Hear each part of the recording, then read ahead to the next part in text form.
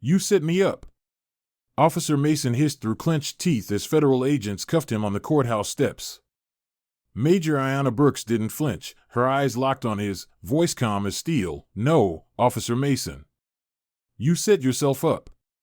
In that moment, the man who once thought he controlled the system finally realized he had walked straight into a trap, one laid by a soldier trained not just for battle, but for justice. With the warm Georgia sun casting long shadows across the cracked pavement of Bridgeton, Major Ayanna Brooks guided her black SUV down Sycamore Street, a road she hadn't seen in 6 years, but one that felt imprinted in her DNA. She hadn't returned because she missed it.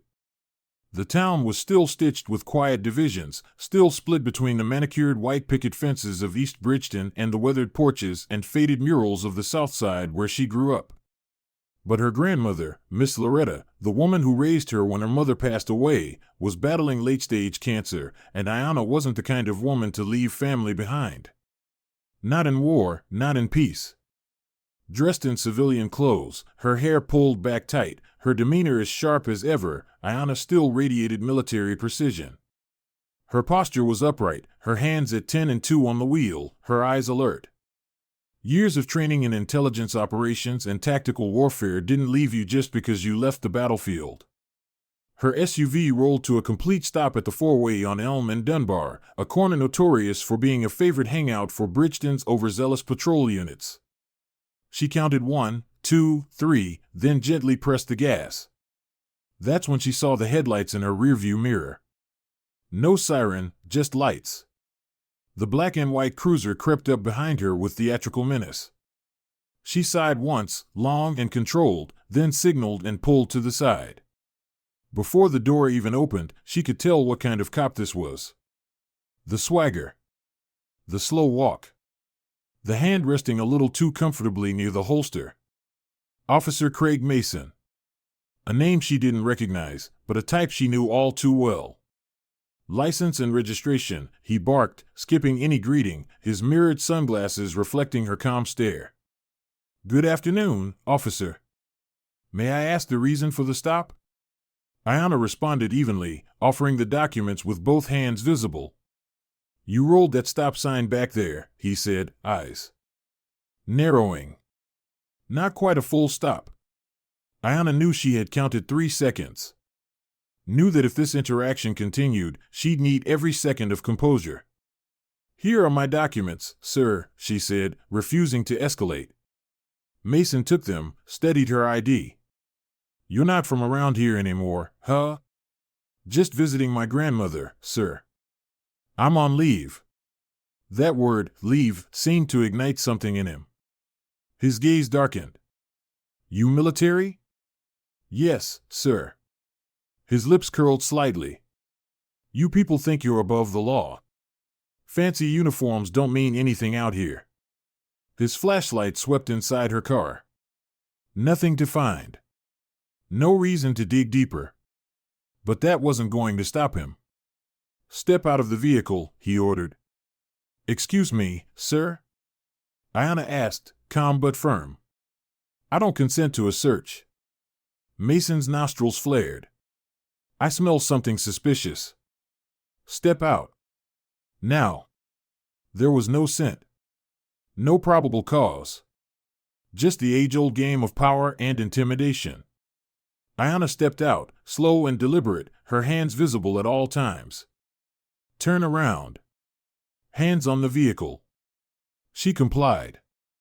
Movements fluid. Precise. Trained. He leaned in. Too close. I've dealt with your type before, he hissed in her ear. Always trying to be smart. You'll learn. That's when it happened. Mason brushed his shoulder against hers, then stumbled back theatrically, clutching his face. She hit me. I need backup, he yelled to the radio clipped on his chest. Ayanna hadn't moved. Hadn't flinched. Her palms were still pressed against the warm metal of her SUV's hood. She said nothing. Just waited. Another cruiser pulled up. Officer Jordan Reyes, younger, uncertain, stepped out, assessing the scene with hesitation. Mason pointed. She assaulted me. And I think she's hiding something. Without permission or cause, Mason opened her passenger door and began to rummage. Less than 2 minutes later, he emerged holding a plastic bag with white pills. "Found these," he said triumphantly. "Looks like we've got possession." Ayanna looked at the pills, then at Mason.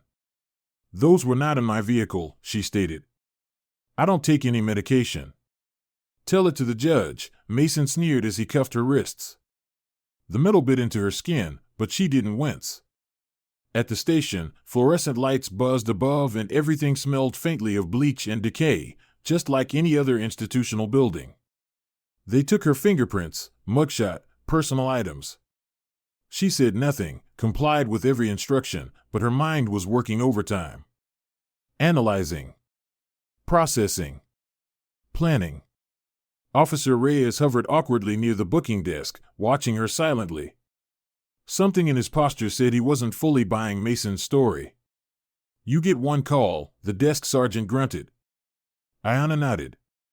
The number she dialed wasn't a family, not exactly. "Delta 317, this is Echo 5. Status, Charlie. Detained. Bridgeton Municipal. Request sync with command. Over." To the untrained ear, it sounded like gibberish. To the military network it reached, it was a flare in the night. A coded alert that one of their own was compromised. "That your cousin or something?" the officer joked. Ayanna didn't answer. She was already mapping the exits, counting the cameras, noting the gaps in coverage. She wasn't just a soldier. She was a tactician. They placed her in holding. Officer Mason strutted in moments later, rubbing his cheek like he was the victim. "You messed up," he smirked. "All that training won't save you in Bridgeton." He didn't notice Officer Reyes watching from the hallway. Watching and listening. Back in the briefing room, Mason placed the pill bag on the table. "Illegal prescription. Let's get her charged." But Reyes hesitated.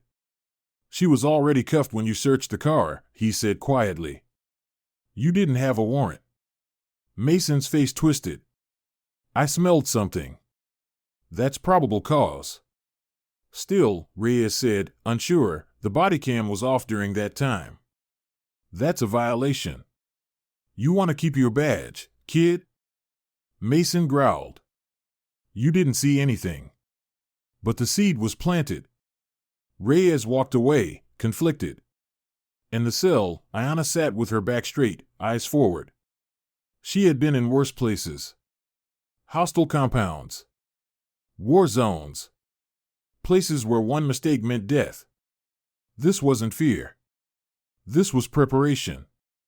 Mason thought he had trapped her. But he didn't know who she really was. Didn't know that while he was playing petty games, Ayanna Brooks was activating an entire command network trained to respond to threats with precision and force. She didn't need to raise her voice. Didn't need to fight back in that moment. The war wasn't in the streets of Bridgeton. It was about to be fought in courtrooms, interrogation rooms, and behind closed doors where tapes would play and lies would unravel. Officer Mason thought he'd broken another nobody. But what he really did was declare war on a soldier who never lost a mission, and this wouldn't be the first. The fluorescent lights of the Bridgeton courthouse flickered faintly as the sun rose on what promised to be an unassuming Thursday. But inside courtroom 2B, nothing would be ordinary. Word had spread that a decorated military officer had been arrested under suspicious circumstances. Most assumed the hearing would be quiet, procedural, just another name on a long docket of petty charges. They had no idea what was coming. Major Ayanna Brooks sat at the defendant's table, hands folded, posture straight, eyes sharp. To the casual observer, she might have looked calm. But just beneath that calmness was the storm, calculated, measured, and now beginning to move. Next to her, slumped in his chair and flipping through a thin case file, was Public Defender Aaron Blake. Mid-40s, thinning hair, cheap suit, and an exhaustion that had burrowed into his bones long ago. "Best thing we can do here," he muttered without looking at her, "is plead down. Maybe get probation if the judge is in a good mood." Ayanna turned slightly toward him, her voice low and precise. Mr. Blake, I will not plead guilty to something I didn't do. And before this is over, you'll understand why. He rolled his eyes. Miss Brooks, Major, she corrected. He looked up at her then, registering for the first time that the woman beside him was not someone to be brushed off. Before he could respond, the bailiff called the room to order. Judge Carol Whitmore, a woman with nearly 2 decades on the bench and a no-nonsense attitude, entered. Let's begin with the case of the state of Georgia versus Ayanna Brooks. Charges include assault on a police officer and possession of a controlled substance. Officer Craig Mason stood ready near the witness box, his uniform crisp, his face painted with the false humility of a man used to being believed. He had practiced this performance. He'd delivered it before. Your Honor, the prosecutor began, we will show that during a routine traffic stop, the defendant became physically aggressive and struck Officer Mason. Upon further investigation, illegal prescription pills were discovered in her vehicle. Mason took the stand. I approached the vehicle after observing the driver roll through a stop sign. She appeared agitated. When I asked her to exit, she became hostile. Struck me across the face. I feared for my safety. The court watched as he touched the side of his cheek where faint bruising, subtly enhanced with makeup, was barely visible. It's always the ones who think they're smarter than the system, he added, with just the right amount of victimhood in his tone. Ayanna stared at him, her expression unreadable. Blake rose for cross-examination but did little to challenge Mason's testimony. It was routine, expected, dull. The judge sighed. The prosecutor prepared to rest her case. And then the door opened. Captain Marissa Cheng walked in like she owned the floor. Dressed in full Navy JAG Corps uniform, her every step announced authority. She approached the bench and handed the judge her credentials. Your Honor, I am Captain Marissa Cheng, U.S. Navy. With the court's permission, I am here to represent Major Ayanna Brooks, who is currently on classified leave from her post as Senior Tactical Intelligence Officer with Army Central Command. We have reason to believe the charges against her are not only fabricated but part of a broader pattern of misconduct. Gasps whispered across the courtroom. The prosecutor stammered an objection, but Judge Whitmore motioned her silent. Proceed, Captain Cheng. Marissa turned to the jury. Let's begin with the alleged assault. Defense Exhibit A, dashcam footage from Officer Mason's vehicle. A technician dimmed the lights. On screen, the footage played in clear resolution, Ayanna exiting her vehicle calmly, placing her hands on the hood. Mason walking behind her, then, suddenly, flailing backward. Her hands never moved. As you can see, Cheng said evenly, Major Brooks did not strike. Officer Mason. Mason's face tensed.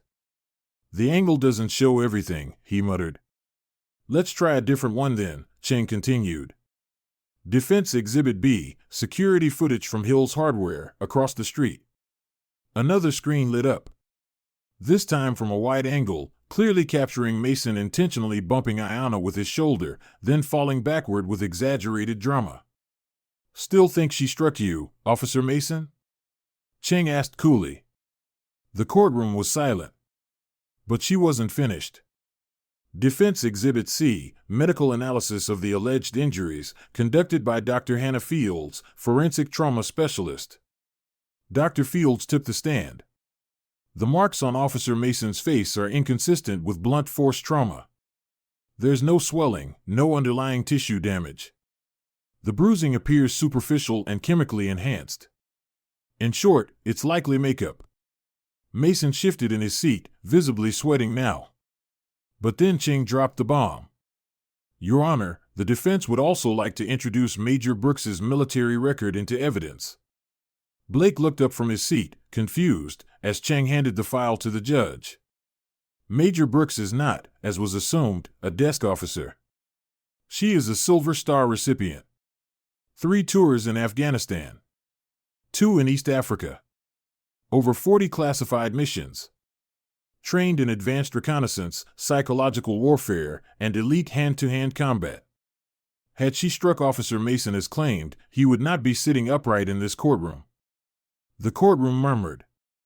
Judge Whitmore reviewed the documents, then slowly removed her glasses. Officer Mason, she said carefully, did you at any point tamper with your body camera? No, Your Honor. Interesting. Because the footage has a 47-second gap. During the exact moment you claim the assault occurred. Convenient, isn't it? Mason opened his mouth, but no words came out. Officer Reyes, Chang called next. Jordan Reyes walked up, clearly nervous but determined. Under oath, he revealed what he had seen: Mason searching Ayana's car after she was already in custody. That the pills hadn't been logged properly. That Mason had warned him to keep quiet. That he had seen the footage gaps himself. Why didn't you speak up sooner? Chang asked. Reyes looked at Ayana, then at the jury. Because I didn't want to believe the system could be that broken. But now I know it is. Chang nodded solemnly. That concludes our defense. The judge sat back, her tone stern. This court finds insufficient evidence for prosecution. All charges against Major Ayana Brooks are dismissed with prejudice. But it didn't end there. As Chang packed up, two men in dark suits approached the bench, flashing federal badges. Officer Craig Mason, one of them said clearly, you are under arrest for evidence tampering, perjury, civil rights violations, and conspiracy to obstruct justice. The courtroom gasped again. Mason turned to Ayana in disbelief. You set me up, he spat. She looked at him calmly, her voice even. No, Officer Mason. You set yourself up. I just made sure someone was watching. The crowd didn't cheer. They didn't clap. They watched in stunned silence as Mason was handcuffed and led out of the courtroom, a man who once abused power now stripped of it. Major Ayana Brooks stood, shoulders square, eyes forward. But this battle wasn't about her anymore. It never had been. It was about what came next. And she was just getting started. The air outside the Bridgeton courthouse still pulsed with tension even hours after Officer Craig Mason was led away in handcuffs by federal agents. News vans had already pulled up along the curb, cameras pointed at the grand courthouse steps where Major Ayana Brooks had just walked out, not as a convicted felon, but as a vindicated soldier. Her stride was measured, precise. But this wasn't the end. It never was. For Ayana, walking out of that courthouse was just phase one. Her mission had only begun. Mason's arrest had opened a door, but the darkness behind it went deeper than anyone could see from that courtroom bench. That evening, in a quiet room inside the Bridgeton Inn on the edge of town, Ayana sat alone at a desk lit by a single overhead lamp. A corkboard stood in front of her, already dotted with pinned documents, photos, and printed maps. Mason's face was in the center, red string connecting his image to newspaper clippings, public arrest records, and mugshots, most of which showed young Black and Latino men from the South Side. She wasn't just collecting data. She was hunting patterns. And those patterns revealed something chilling. Mason's fabricated arrests weren't random. They were targeted. Repeated. Efficient. Many of them never went to trial, just forced plea deals, quietly filed and forgotten. At least 17 arrests followed the same script: minor traffic stop, an escalation, planted drugs, and resistance charges. The majority of these individuals worked security or logistics at clubs and lounges owned by Travis Milton. Others had once worked for his competitors, businesses that suddenly shuttered after key staff were arrested. Ayana's eyes narrowed. This wasn't just personal corruption. This was systemic. Coordinated. Profitable. As she reviewed financial records obtained through a contact in military intelligence, another piece clicked into place. Large anonymous deposits into Mason's bank account appeared days after several of those arrests. Money that didn't match his salary. Money that traced back to shell companies connected to Milton's club empire. It wasn't just payoffs. It was payment for services rendered. Mason wasn't working alone. He was a foot soldier in something bigger. A knock at the door. 3 short raps, just like they'd agreed. She opened it to find Officer Jordan Reyes standing there, face tight with nerves but eyes filled with resolve. "You said if I wanted to do this the right way, I had to come now." Ayanna stepped aside. "You did the right thing, Jordan." He handed her a flash drive. "I pulled every arrest Mason made in the last 2 years, reports, body cam logs, evidence logs, everything. There are gaps. A lot of them." Ayanna plugged the drive into her laptop and immediately began scanning. "You said some footage never made it into evidence. Think you can help me recover it?" "Already working on it," Reyes said. "But I'm not the only one." He looked behind him.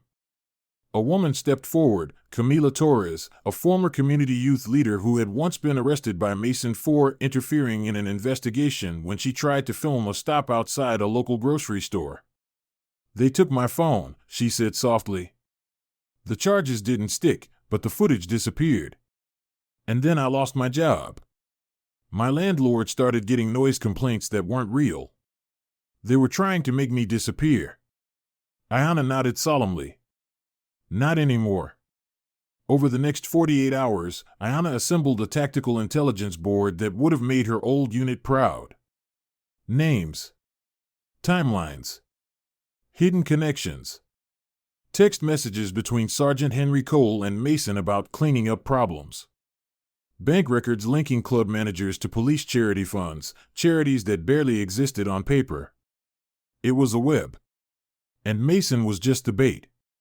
The more Ayanna dug, the more it became clear Travis Milton was using Bridgeton PD to systematically remove competitors and silence dissent in the community.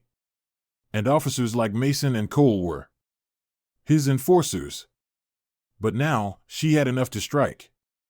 Federal investigators, already alerted by Captain Chang's testimony during the hearing, returned to Bridgeton. With Ayanna's intelligence dossier and Reyes's department source data, the case was upgraded from officer misconduct to organized conspiracy and civil rights violations. In one of the most coordinated raids in Bridgeton's history, 5 officers were placed on administrative leave pending criminal investigation. Sergeant Cole was arrested attempting to destroy files from the evidence room. Milton's clubs were searched, revealing internal documents and burner phones that corroborated payments and arrangement logs with initials that matched police personnel. Mason's silence didn't last. Facing federal charges, he began to talk, to save himself. His testimony confirmed Ayanna's findings and pointed to higher-ups who'd ignored warnings in exchange for campaign donations and political favors. It wasn't just a few bad apples. It was a system built to protect itself. But now, the system was bleeding. News of the arrest swept the town. The people of Southside Bridgeton, once silent, once afraid, began to speak up. Parents of wrongfully arrested teens, business owners who had lost everything, pastors, teachers, veterans. They held meetings. Shared stories. And this time, they were heard. Body cam protocols were overhauled. Civilian review boards were created with real subpoena power. The DA who'd refused to investigate Mason quietly resigned. And Ayanna? She declined every interview request. She didn't want fame. What she wanted was closure. A week later, she stood in front of a modest gravestone under the shade of a worn oak tree. Her mother's name etched into the smooth stone. The woman who taught her to never drop her gaze. Who raised her to walk into every room like she belonged, even when no one else believed it. Ayanna crouched, brushing away a fallen leaf. "You told me to stand up for what's right," she whispered. "Even when it's hard. Especially then." She laid a single military challenge coin beside the headstone, a token of honor. Her leave was almost over. Soon, she'd return to her unit. To missions with no headlines and no ceremony. But she'd leave Bridgeton changed. Not because she came home with medals or rank, but because she refused to let injustice go unanswered. And because now, the community that once bowed its head in fear was finally learning to lift its voice. As she walked away from her mother's grave, Ayanna Brooks didn't just feel like a soldier. She felt like a guardian. Of justice. of truth, of home. And justice doesn't always come in grand acts of evil. Sometimes it wears a badge. Sometimes it hides behind procedure, paperwork, or power. And too often, it counts on silence, on the idea that those targeted won't speak up, that those watching will look away. In the story of Major Ayanna Brooks, we saw how dangerous that silence can be. A decorated military intelligence officer, trained to see what others overlook, was nearly buried beneath a lie manufactured by a corrupt system. But Ayanna didn't just survive that injustice. She dismantled it. Her story teaches us that the fight for justice isn't always loud or dramatic. Sometimes it's quiet. Sometimes it starts with a calm refusal to give in. A simple phone call made in code. A measured response instead of an emotional outburst. A refusal to plead guilty when you've done nothing wrong. And it reminds us that our systems, whether legal, social, or political, are only as just as the people who dare to challenge them when they go wrong. So what's the lesson here? Never underestimate the power of calm strength. Never assume that just because someone is quiet, they're weak. And never accept injustice just because it's common. Be like Ayanna, observant, brave, strategic, but most importantly, unshakably committed to what's right. If you're in a position of authority, whether in law enforcement, leadership, or any other form, let this story be a reminder: power is not permission. It's responsibility. And those who abuse it will eventually answer to someone smarter, stronger, and more principled. If you're someone who's ever felt silenced, ignored, or unfairly judged because of your race, your background, or simply because you dared to speak up, know this: you are not alone. You are not powerless. And your voice can move mountains when you use it with purpose. To our listeners and viewers at Us Justice Stories, thank you. Thank you for standing up for truth, for equality, and for those who've been pushed to the margins. Your support gives life to stories like Ayanna's and reminds the world that we see, we care, and we will not be silent. If her story moved you, share it. Start a conversation. Shine light on the places where others are still in the dark. Justice doesn't begin in a courtroom. It begins with awareness. It begins with people like you. Until next time, stay strong, stay informed, and never stop standing for what's right.